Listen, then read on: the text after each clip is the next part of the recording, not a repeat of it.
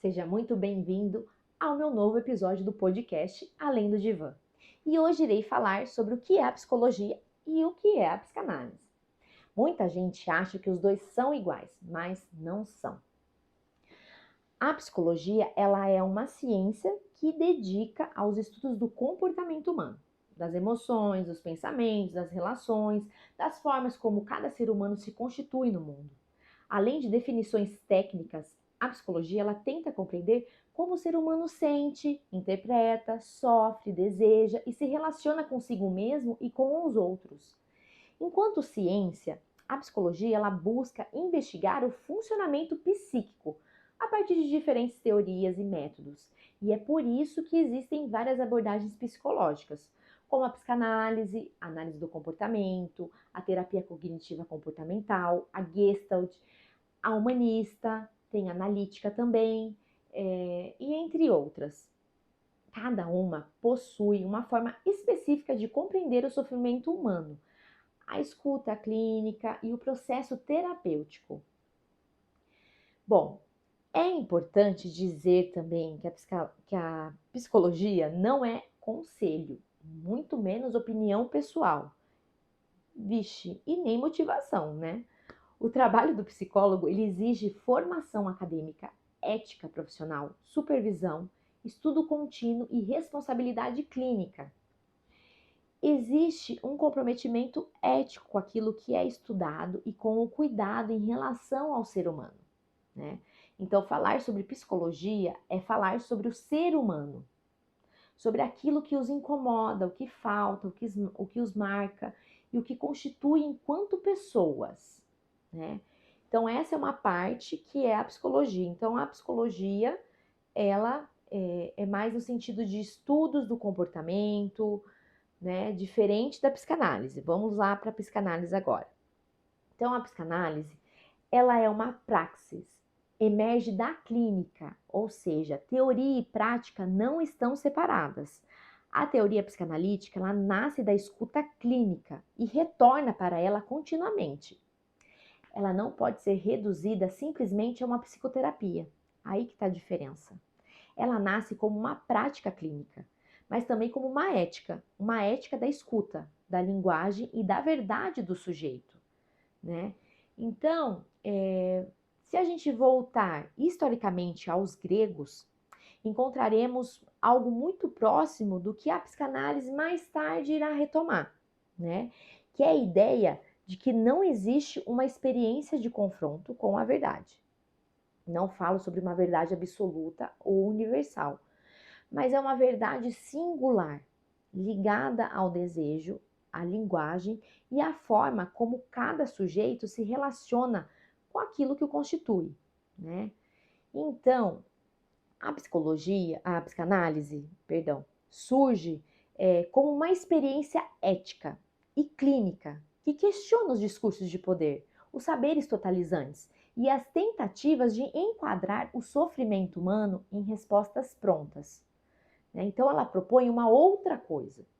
Ela tem uma escuta aí. E essa escuta não é simplesmente ouvir palavras. Existe uma construção que passa pelos gregos, pelos romanos, pelos latinos, até chegar naquilo que Freud inaugura como método clínico.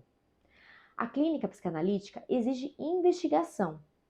Basta pensarmos, por exemplo, no Foucault, né, que desenvolve sobre o nascimento da clínica. Existe um método de observação, uma construção diagnóstica e uma tentativa de compreender a causalidade do sofrimento humano, né? Mas a psicanálise, ela cria a sua própria teoria das causas, né?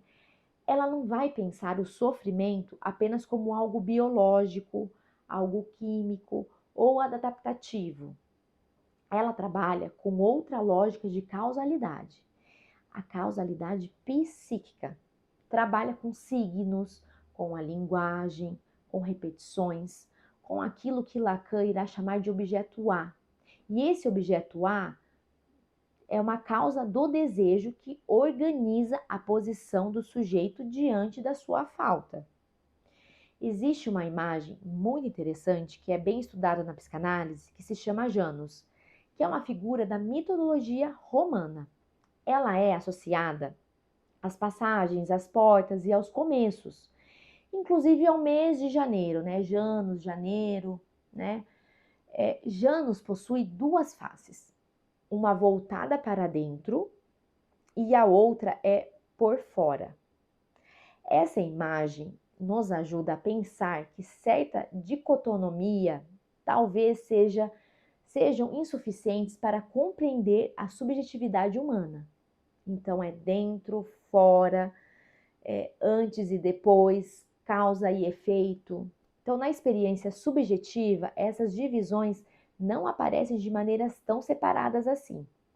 A psicanálise ela mostra que o sofrimento nunca é totalmente meu ou totalmente do outro.